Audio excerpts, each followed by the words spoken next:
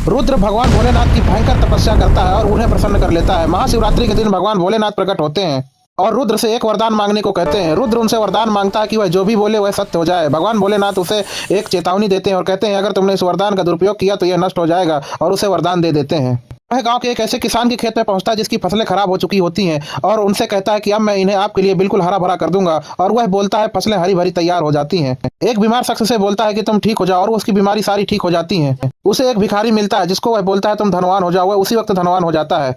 रुद्र अब सोच रहा है कि मेरे पास इतनी शक्ति है तो क्यों ना मैं इसे अब अपने लिए इस्तेमाल करूं और मैं देखूं कि और मैं क्या कर सकता हूं। वह एक बहती हुई नदी को बोलता है तुम सूख जाओ, और पूरी नदी सूख जाती है। अब उसे अपनी शक्तियों का घमंड हो जाता है। वह एक बड़ा सा महल और सैनिक नौकर चाकर सब कुछ बना लेता है।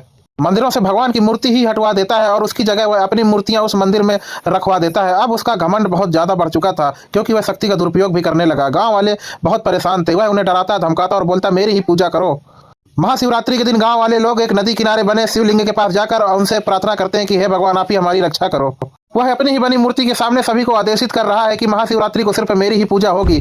तभी उसकी बनी मूर्ति धीरे धीरे दरकने लगती है और पूरी बिखर जाती है। वह हैरान हो जाता है। मूर्ति के मलबे से निकलता है बड़ा सा भयंकर काला नाग जो पीछे से रुद्र की सारी शक्तियां वापस खींच लेता है, और फिर उसके बाद वह धीरे धीरे एक इच्छाधारी नाग में बदल जाता है और उसे याद दिलाता है कि तुमने भगवान भोलेनाथ के दिए हुए वरदान की शर्तों का पालन नहीं किया, इसलिए आज से तुम सिर्फ एक मामूली साधारण इंसान रह जाओगे।